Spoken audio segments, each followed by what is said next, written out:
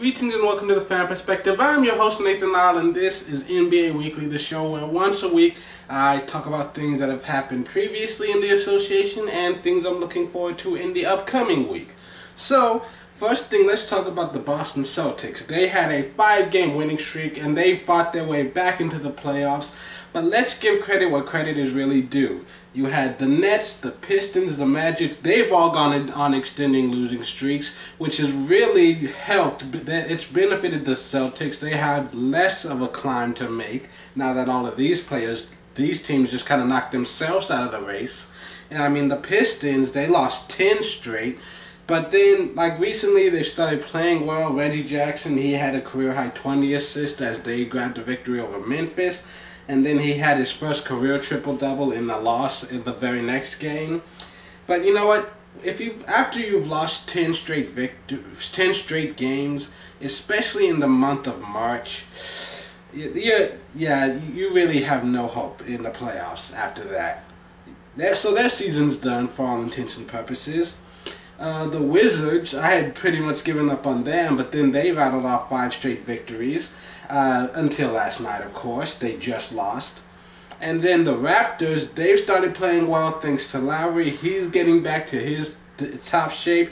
He even had a triple-double in a win against the Pacers. Speaking of the Pacers, just as I start talking well of them, of course, they're going to go on a long losing streak. They have now lost 4 consecutive games. Good news, though, it's not like they're losing to bad teams. All 4 of the teams that they've lost to have been Eastern Conference playoff teams. So it's not like they're giving away games to teams like the Lakers or anything. That being said, though, you know, bad news is, of course, you lose 4 games, you're going to slide down in the standings.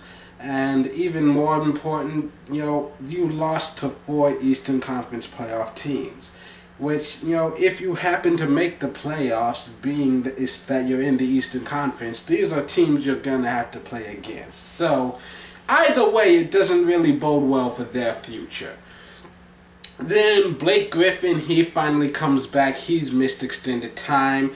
He had nearly had a triple-double against the Rockets in his very first game back. The Utah Jazz, they rattled off 6 straight games. Their season, you know, for all intents and purposes, it's basically over. But in the meantime, still, you know, in the league, especially if you're a Western Conference team, anytime you can get a long winning streak together, it's still good. I mean, they're going to end up playing spoiler to a lot of teams that are still in the playoff fight. Then you have the Thunder.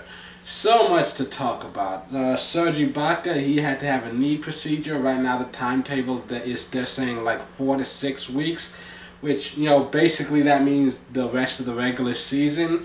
So Serge Ibaka, if he comes back at all, probably won't be until the playoffs or just before they start maybe, depending on how he progresses. But you can never go by the original diagnosis, because originally we were given a timetable that Durant would be back in like 1 to 2 weeks, and now we've received words that he had a setback. He will no longer be participating in basketball operations for the time being. So, like, right now they're saying indefinitely he's gone. You know, they have to reevaluate him. We don't know when he'll be back, if he comes back at all this season. Good news is they've still got Russell Westbrook, who just had a triple-double again on Friday, his 9th of the season. And so as long as he's in there, they've still got a very legitimate shot of making the playoffs. Unfortunately, I doubt that they'd get any higher than 8th seed, in which case, no Ibaka, no Durant. I don't think they stand a chance against the Warriors. Against another team, I might give them like at least they might have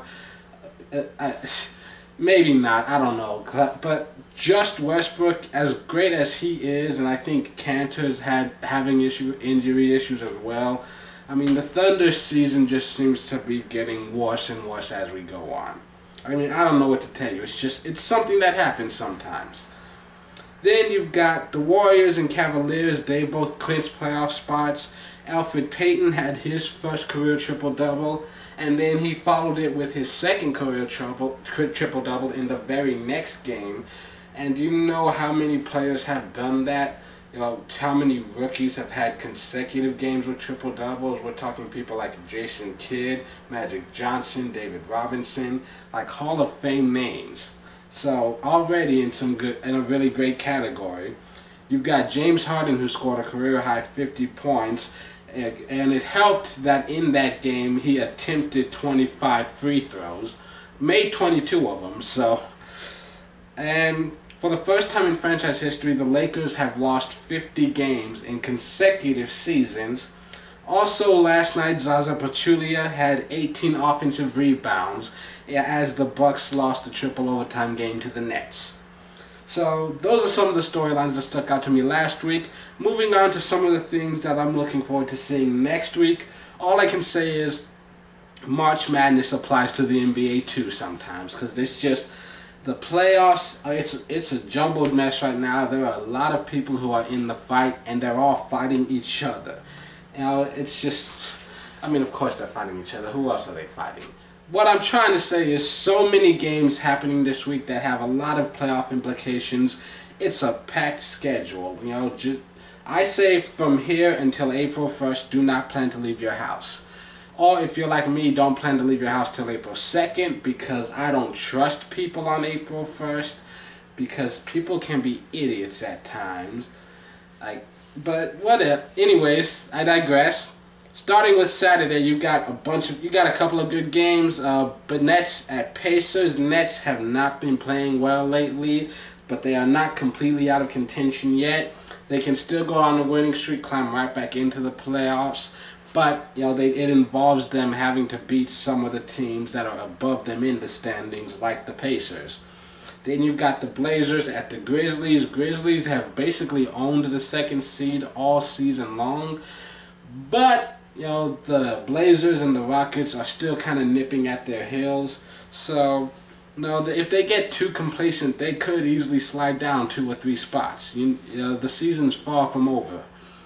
Sunday, you've got so many great games worth checking out. You've got Cavs at Bucks, mostly just because you've got young versus old. You've got Giannis Antetokounmpo versus LeBron James, the current best player in the league, versus the guy who could be the best player in the league in 3 to 5 years, depending on how well he develops. It might be worth paying attention to. You've also got the Heat at the Thunder, 2 teams at the bottom of the playoffs right now, both still fighting to get in. Neither one can really afford to give a game away right now. You've got the Spurs at the Hawks. Coach Bud leading his team top of the East against his former mentor. And the Spurs right now, they're still not guaranteed a playoff spot at this point in time. They could easily be knocked out if they go on a long losing streak, which I doubt that'll happen, but it's not like beating the Hawks is going to be an easy thing to do. You've also got the Pelicans at Clippers, one team fighting to get home field advantage in the first round, one team fighting to just be in the playoffs at all. Either way, they've both got plenty to fight for. You've also got the Mavs at the Suns, and not only does Phoenix still have a shot of getting into the playoffs, they can win the season series against the Mavericks with a win here. Then on Monday, you've got Rockets at Pacers, 2 teams playing relatively similar styles of basketball. The Rockets slightly banged up, and the Pacers, they're going to come out fighting and clawing, desperate to get out of their slump. This could be an exciting fight. You've got Celtics at Nets. 2 weeks ago I wouldn't have given a damn about either of these teams, but now Celtics are in the playoffs. Nets, they're like 2 games out of it. So this is gonna be a fight. You've also got Hornets at Bulls. Hornets right now just barely out of the playoffs. Bulls they're just trying to stay at the top of the standings, because right now they're right in the fight. They could still get that 2nd seed. You've also got the Wizards at Warrior. Wizards trying to get back to the top half of the playoff standings. Warriors trying to get closer to clinching home field advantage. Tuesday, you got a whole bunch of shit on Tuesday. All I'm going to say about Tuesday is just stay home. Just stay home. Just plant yourself on the couch, watch TV. You got a whole bunch of games that look great. Heat at Bucks, Spurs at Mavs, Warriors at Blazers. And then on Wednesday, especially on Wednesday, Wednesday don't bother leaving your house at all. You've got Nets at Hornets, Pacers at Wizards, Bulls at Raptors, Heat at Celtics, Cavs at Grizzlies, Rockets at Pelicans, and of course Thunder at Spurs to cap it all off. That's always fun. It's more fun when Durant's there, but it's also more fun when we win. So I'm 50-50 on this one. And then on Thursday, you've only got one game. It's Pacers at Bucks. It's the only game being played, and there are playoff implications for both of these teams. So, you know, if you just really love basketball and can't go a day without it, it might be worth checking out.